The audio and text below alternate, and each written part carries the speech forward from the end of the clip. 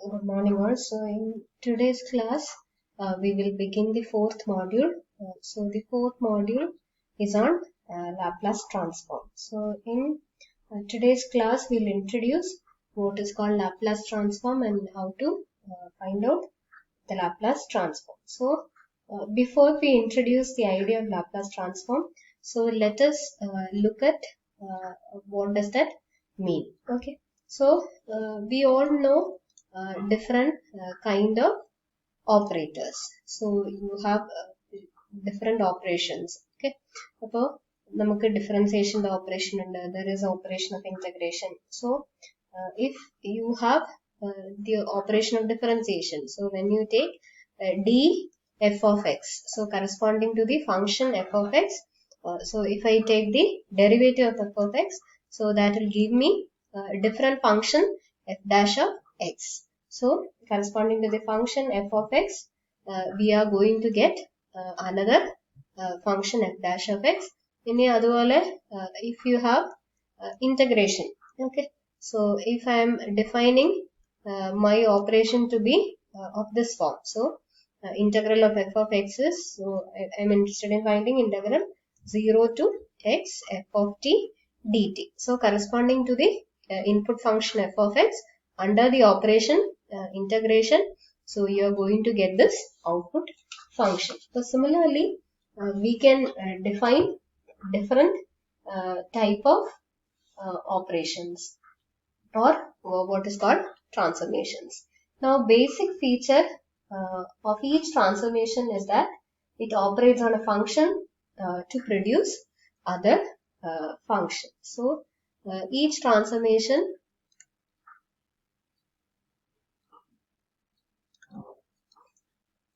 operates on functions to produce other functions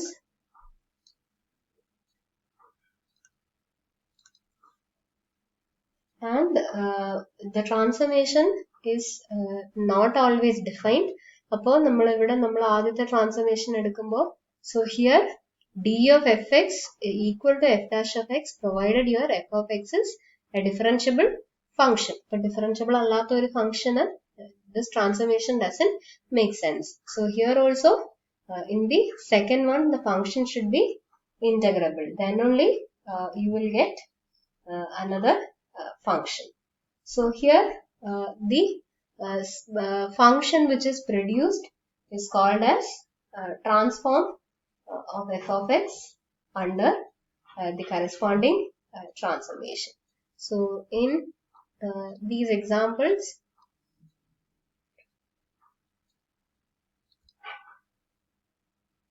the function on the right side is called, so this is what we call as transform of f of x under the corresponding transformation.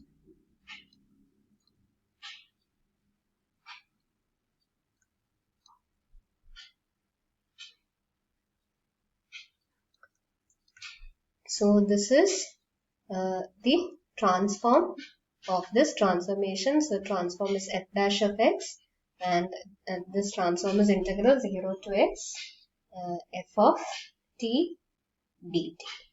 Now let us look at another class of transformation, so which is called an integral transform. So the Laplace transform is one of the integral transform. So let us look at what do we mean by an integral transformation. So let us look at what is called integral transformation.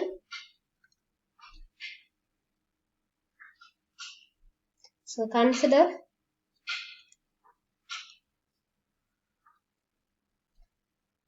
the function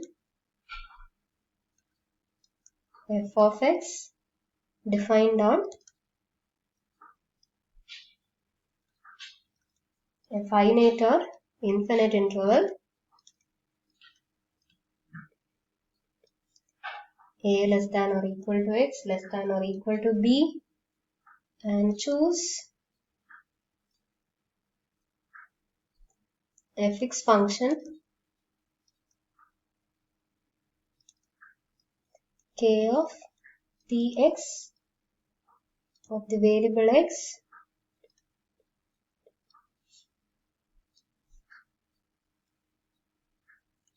and parameter p.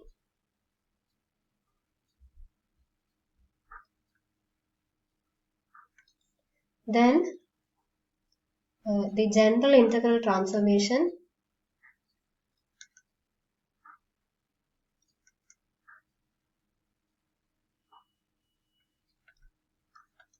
is defined as, so let us denote the transformation by t of f of x. So that is given by integral a to b k of px f of x dx. And now the integral is with respect to x, and you are applying limits on a and b. Definite integral ആണ്. So this integral value will be independent of x, so it is going to be a function of t.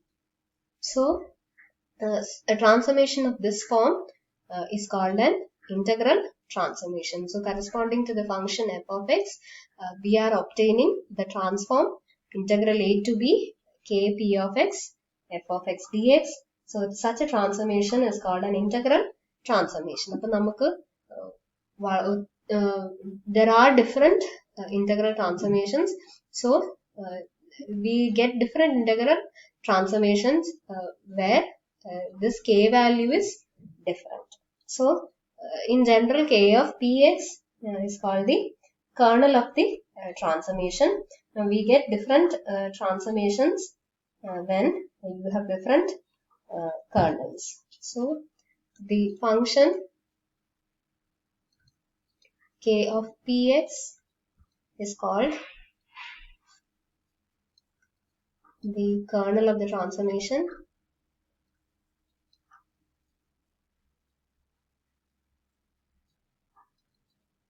t, and when you have a equal to 0, b equal to infinity, and if the kernel of transformation, so k of px is equal to e raised to minus px, we obtain what is called the Laplace transform. So we obtain the Laplace transform, and we usually denote the operator by L. So this is how we define the Laplace transform of the function f of x. So Laplace transform of f of x will be given by integral 0 to infinity e raised to minus px, so that is the kernel. So e raised to minus px f of x dx. So this is equal to the function f of p. So therefore Laplace transformation, the transform L acts on any function f of x. For this and for the Laplace transform to be defined, the integral exist cheyanam. Provided the integral exists, we obtain the Laplace transform f of p. So therefore L acts on any function f of x for which this integral exists,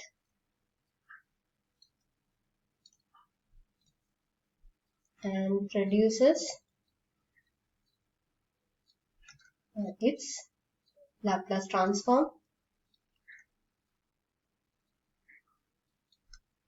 L of f of x, so which is given by f of p, so which is a function of parameter p. And the Laplace transform exists provided only if, so this is an improper integral, because one of the limits is infinity. Provided this integral converges, then only the Laplace transform exist. And now let us look at a Laplace transform of few standard functions. So if you have f of x equal to 1, then L of f of x will be given by integral 0 to infinity 1 e raised to minus px dx. So that is e raised to minus px by minus p from 1 to infinity. So you will get e raised to minus infinity is 0. Then e raised to minus 0 is 1. So the value will be 1 by p. So L of 1 will be equal to 1 by p, and if you have f of x equal to x, so L of x will be given by integral 0 to infinity e raised to minus px x dx. So upon integrating you will get, use integration by parts, so you will get first function into integral of the second minus integral of derivative of the first into integral of the second. Okay, so at infinity e raised to minus infinity is 0, so at 0 this is equal to 0, apparent limit is 0 out, so 1 by p, again integrating e raised to minus px by minus p from 0 to infinity. So you will get minus 1 by p square, e raised to minus infinity is 0, e raised to 0 is 1, so you will get 1 by p square. So therefore Laplace transformation of x is equal to 1 by p square. And next one, if you need Laplace transform e raised to ax, so that will be integral 0 to infinity e raised to minus px into e raised to ax dx. So that will be equal to integral 0 to infinity e raised to minus p minus a x dx. Now when you integrate, you will get e raised to minus p minus a x by minus of p minus a from 0 to infinity. Ini p minus a positive anengil, you will get, when you apply the limits, so if p minus a is greater than 0, this limit at infinity will be equal to 0. കാരണം e raised to minus infinity 0 out, and at 0 e raised to minus 0 varum, so that will be 1. So this integral will converge provided only if p is greater than a. So you will get 1 by p minus a. So Laplace transform of e raised to ax will be 1 by p minus a, where p is greater than a. And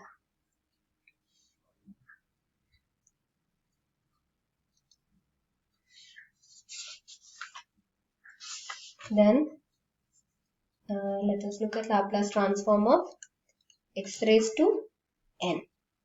So Laplace transform of x raised to n will be given by integral 0 to infinity e raised to minus px x raised to n dx. So by using integration by parts, so you will get first function into integral of the second. First function x raised to n varum, then integral of the second function is e raised to minus px by minus p from 0 to infinity minus integral of n x raised to n minus 1 e raised to minus px by minus p dx. So at infinity e raised to minus infinity will be 0. So at 0 e term 0 out, so it will be 0. So the second integral will be n by p integral 0 to infinity x raised to n minus 1 e raised to minus px dx. If you look at this one, so this is L of x raised to n minus 1. Okay.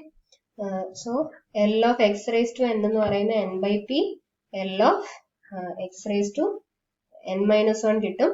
Now